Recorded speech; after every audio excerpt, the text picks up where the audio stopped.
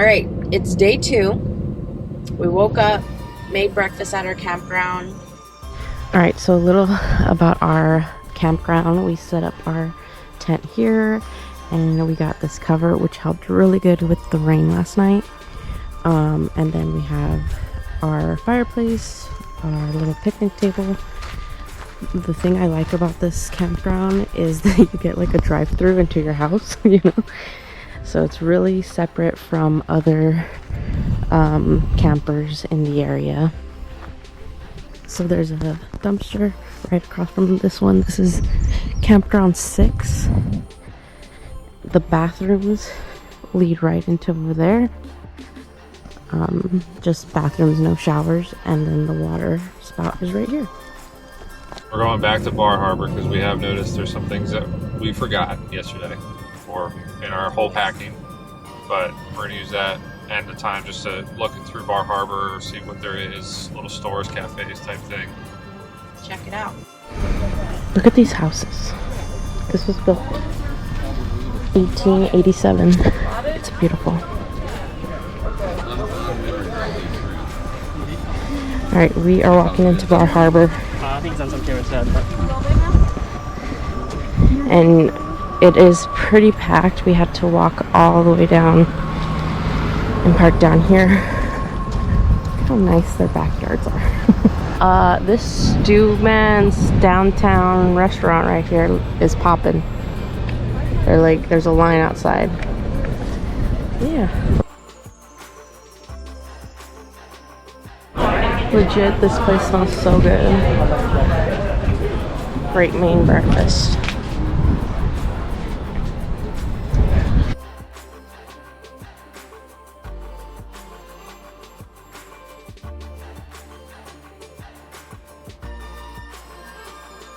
We went and ate at, well, we had drinks more.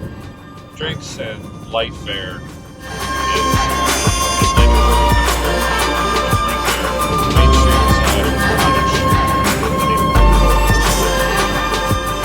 And the beers were good. I like Dad Jokes. It's a IPA. Josh had a, what was it? American wheat ale called the Boss, which was 9% and was very good. So After that, we knew we had to start doing our route. So we headed out. We were like right in the beginning, and Josh said, "What'd you forget?" I forget. Gas. Maybe one to turn right. Yeah, that's right. We want to get some 64 gas. miles. Yeah. Josh, you want to push it? This is 27 miles, dear. So we're gonna go 64 miles. Oh, my bad. I was thinking when you said 64, I was thinking 26. And I was like, hey, you wanna go 27? Alright. Here we go.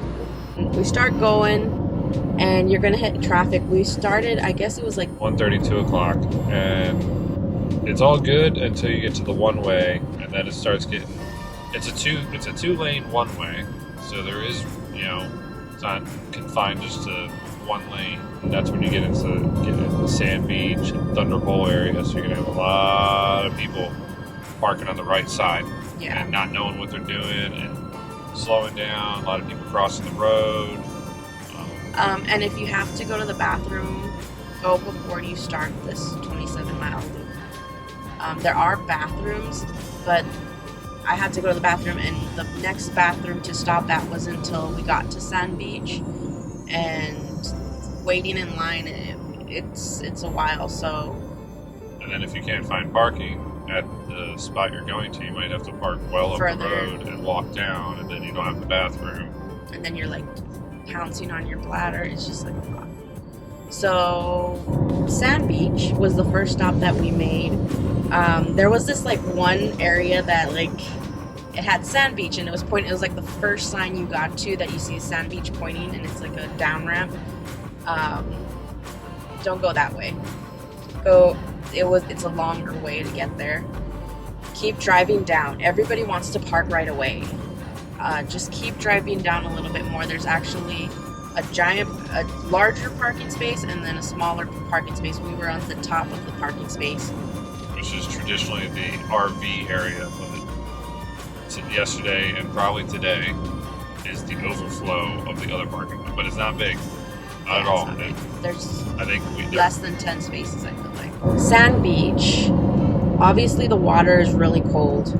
I think it was like in the 40s or 50s. So it's really cold. People were definitely getting in and sunbathing along the beach. It's a good stretch. I felt like even with how many people were there was plenty of space for a lot more people. There's changing areas. But I'll say, if you've been to a beach, you've been to a beach. Here for a short amount of time and you're not going to swim, you could forego it. Yes. It's very family friendly. There was dogs on the beach. So we got out and went down to Thunderhole. Parking there was really easy because there's this, like, I guess gift shop. Did it say gift shop or it's like a kind little of a shop thing, but we Yeah. didn't go into that. And there's bathrooms, so you can go into the parking and bathrooms. And there was plenty of spaces when we pulled in. There was like 3 or 4 people. I think assume that the parking must be full, so they go and park along the road.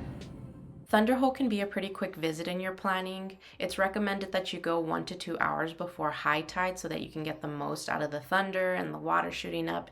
That can shoot up to 40 feet. And there is railings because it apparently gets pretty slippery as well.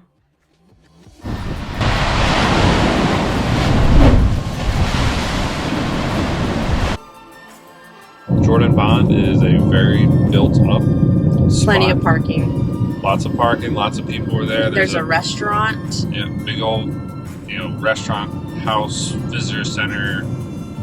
Bathrooms. I do believe you have to make reservations. You do. At the restaurant. So then headed down through the trail, which was really cool. If you go to the left side of it, starting that way, there's like this, what do you call it? Like wood panels.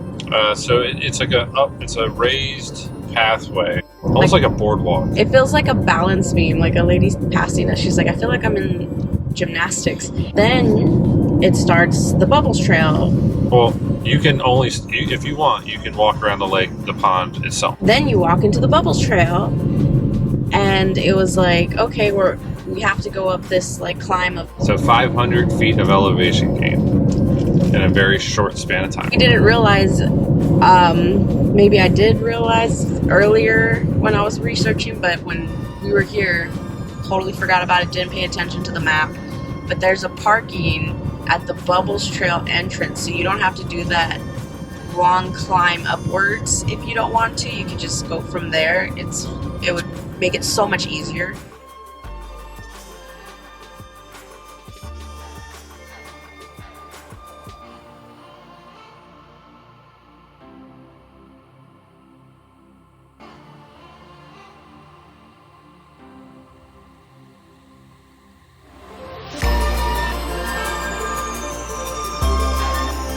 And we'll say, if you're looking for a more adventurous type trail, do Jordan Pond Loop into the Bubbles. The Bubble Divide is what the trail is called. It's called the Bubble Divide. So you're going to be climbing up.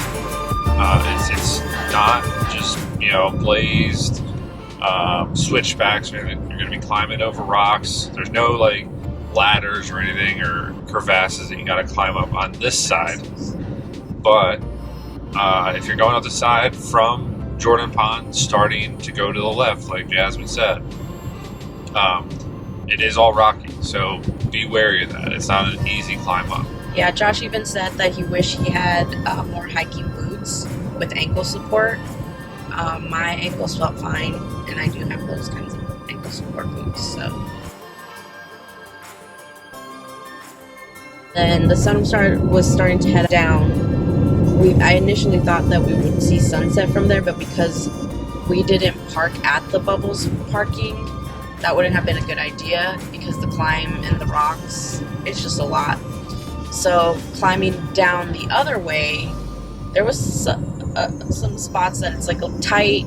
You got to drop down a little bit lower, so you're gonna need some help if your legs are shorter and can't like reach.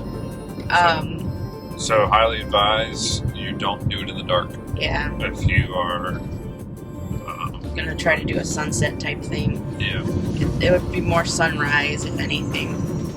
Sunrise would be pretty nice up there. And then the route back, it wasn't that wooden balance beam path on the other side. It was just this normal path. And I felt like on that side, we saw all the wildlife. Yep, we saw 2 beavers, a duck, 2 loons, and another type of duck called a McGasser. Might be wrong on that name.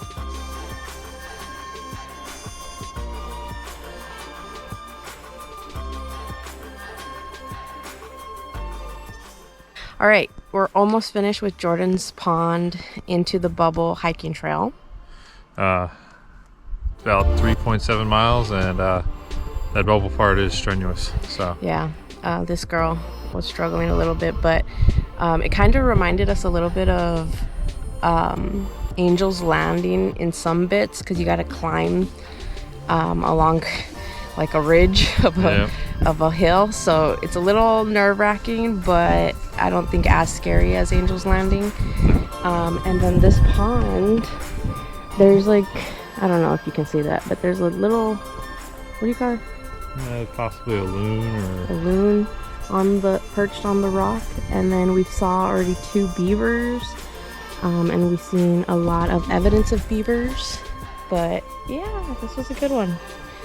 So we're finishing up the sunset hike, and then we're probably gonna go get some gas because we are calling it close. 1983.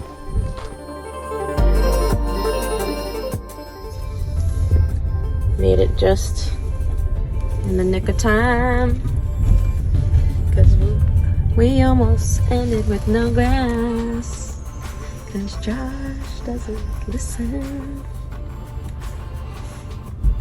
at all.